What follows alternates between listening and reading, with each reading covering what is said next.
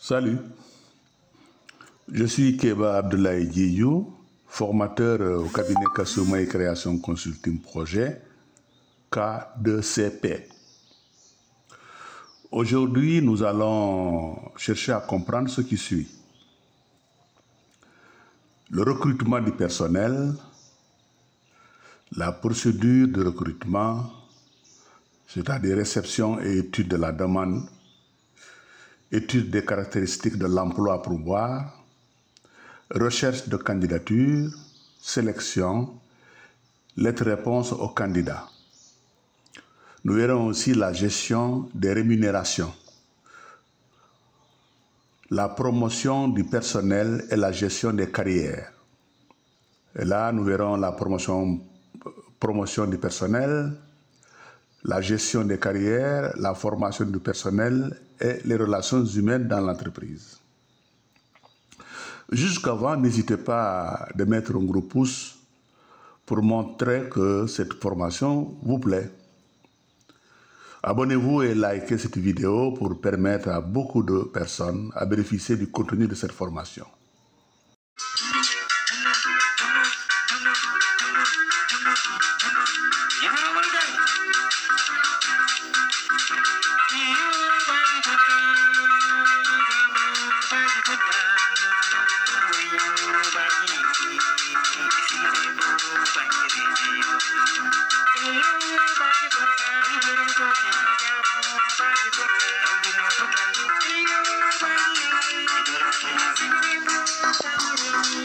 Le recrutement du personnel. Le recrutement du personnel est certainement l'une des activités où la responsabilité doit être la plus largement revendiquée. En effet, c'est un des domaines dans lequel l'erreur est lourde de conséquences quant aux préjudices qui peuvent en résulter tant pour la personne concernée que pour l'entreprise. L'attitude de rigueur doit être celle de la modestie et la règle celle de la prudence. Ainsi, une action de recrutement est de définir soigneusement le contenu, les caractéristiques et le profil d'exigence du poste de travail ou de l'emploi en termes d'aptitude. Voyons la procédure de recrutement. D'abord, la réception et étude de la demande. Responsable de la structure formule une demande d'embauche adressée à la direction du personnel qui statue et donne son avis et transmet à la direction générale pour prise de décision si elle n'a pas délégation de pouvoir. Après, nous allons faire une étude des caractéristiques de l'emploi à pourvoir et détermination de la rémunération. Là, il y aura un recueil d'informations et détermination des exigences et du profil de l'emploi à pourvoir, détermination de la fourchette de rémunération en accord avec le responsable hiérarchique, détermination du type de contrat, et après nous allons voir maintenant la recherche de candidature. Donc, on détermine d'abord le poste, ses exigences. Après, maintenant, on va chercher la recherche de candidature. Il peut y avoir un recrutement interne, comme il peut y avoir un recrutement externe par annonce. Dans un premier temps, on regarde si intérieurement quelqu'un répond au profil. On fait l'examen des propositions de promotion de la hiérarchie. Et après, on fait, ou bien, si ça ne marche pas, on va en recrutement externe par voie d'annonce. Là, il y aura présélection des candidats à travers un tri. convocation des candidats présélectionnés. Ensuite, maintenant, on va sélectionner le candidat. Elle se fait à partir de techniques retenues, questionnaires, entretien d'embauche, batterie de tests psychologiques, examens graphologiques, etc. Si on retient quelqu'un, on va faire les lettres-réponses au candidat. Par notification de la décision au candidat retenu, envoie des lettres-réponses aux autres candidats qui ne sont pas retenus. Suivent ensuite les autres formalités, à savoir les formalités d'embauche, contrat de travail, déclaration, période d'essai, contrôle de l'intégration. Malheureusement, dans les PME, on recrute d'abord, on voit comment utiliser la personne ensuite. Ainsi, le recrutement obéit beaucoup plus à des carrières subjectives plutôt qu'objectives. Voyons maintenant la gestion des rémunérations. La rémunération a été et demeure dans le monde du travail le sujet le plus discuté et à l'origine de nombreux litiges et conflits. Cependant, les États s'efforcent de situer les revenus des salariés à haut niveau qui peut être qualifié de minimum décent. Politique salariale d'une entreprise. Elle comprend la fixation du niveau général des rémunérations en tenant compte des recommandations du gouvernemental, professionnel et des conditions de marché de l'emploi. Une prévision de l'évolution des rémunérations. Une répartition des augmentations entre augmentation générale et augmentation individuelle. Voyons maintenant la fixation et protection du salaire.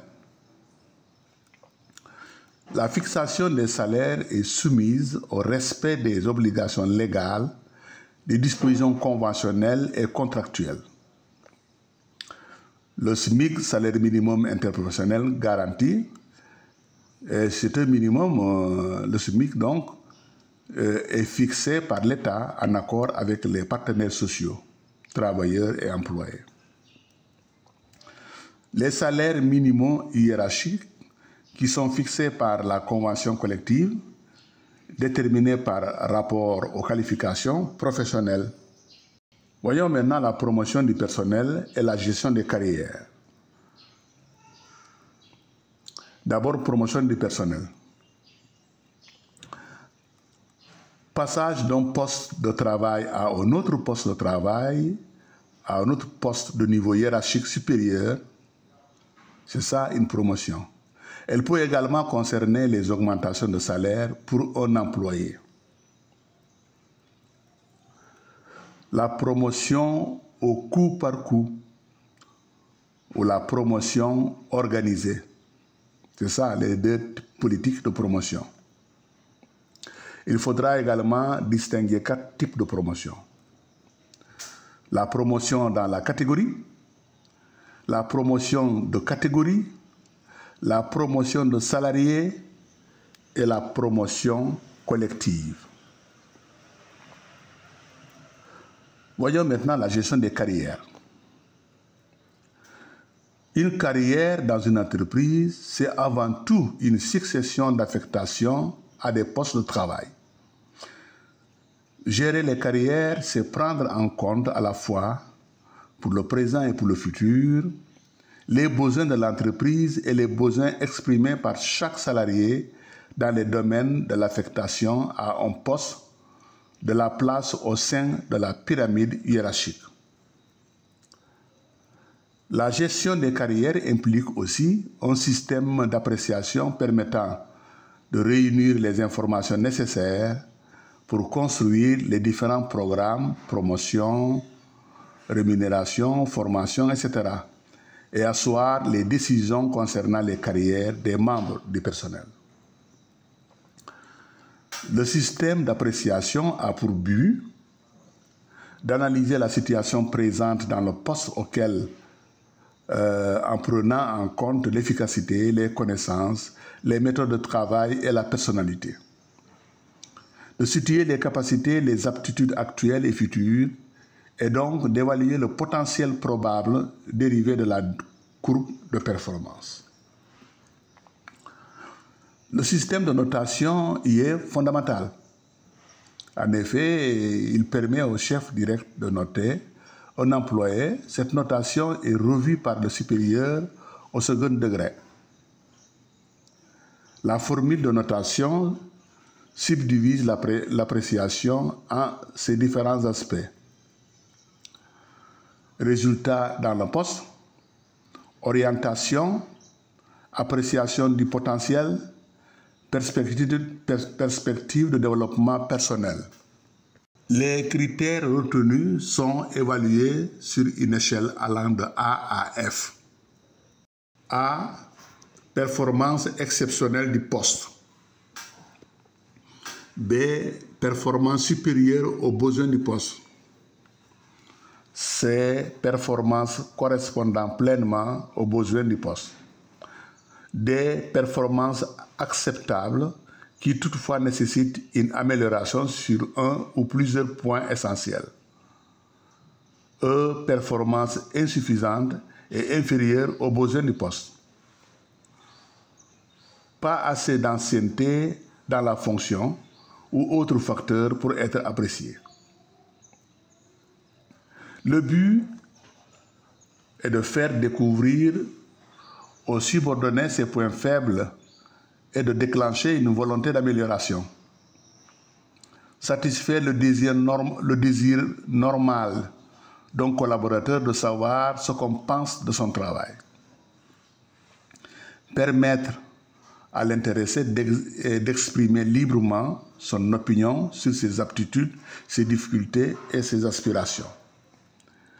Dissiper les malentendus éventuels, etc. Voyons maintenant la formation du personnel.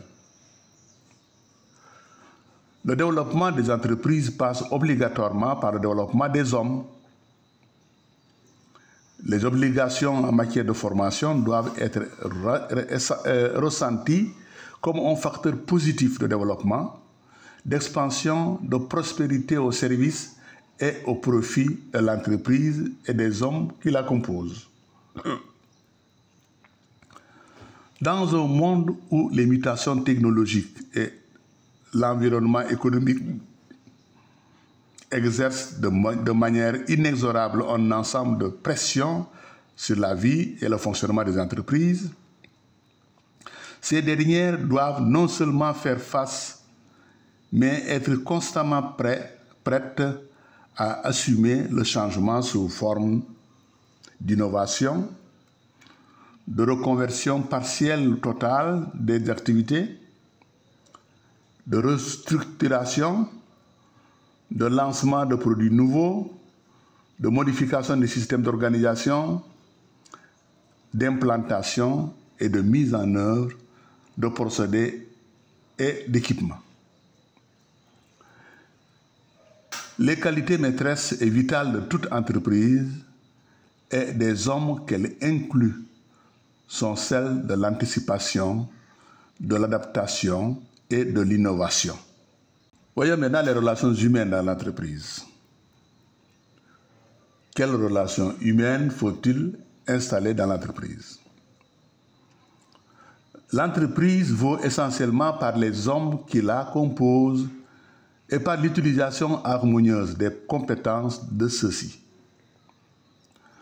De ce fait, le véritable management procède en fait de cet art qui consiste à utiliser au mieux, à développer et à catalyser, dynamiser les énergies humaines de l'entreprise qui constituent la part la plus importante et surtout intelligente et vivante de l'entreprise. Mais ce résultat ne peut être que dans un climat d'intégration des gens au travail et de confiance réciproque, du sentiment des employés de se sentir considérés, utiles et appréciés. Ces relations humaines doivent être empreintes de considération et de compréhension des individus qui sont au travail. Elles sont fonction du type de direction, du système d'information et de communication en vigueur dans l'entreprise, du climat social de l'entreprise, des conditions de travail et de sécurité dans l'entreprise, de la représentation du personnel et de ses relations avec la direction. Notons que relation harmonieuse égale amélioration de productivité et compétitivité de l'entreprise. Donc les relations humaines dans l'entreprise est un facteur extrêmement important de stabilité et de productivité. J'espère que cette vidéo vous a été utile. Passez à l'action et je vous souhaite plein succès. À bientôt et merci.